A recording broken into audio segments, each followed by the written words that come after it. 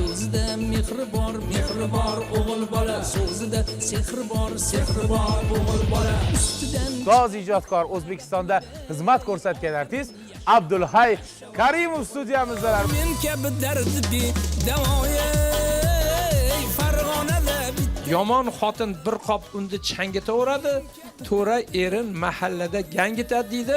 Marhabo Karimova.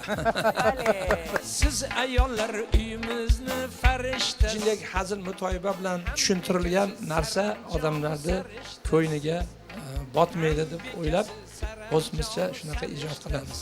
Biz uzoq yashaymiz, Xudo xohlasa. Hozirgi paytda shu urf bo'ldimi? Shu shoirni otini aytmaydi-da.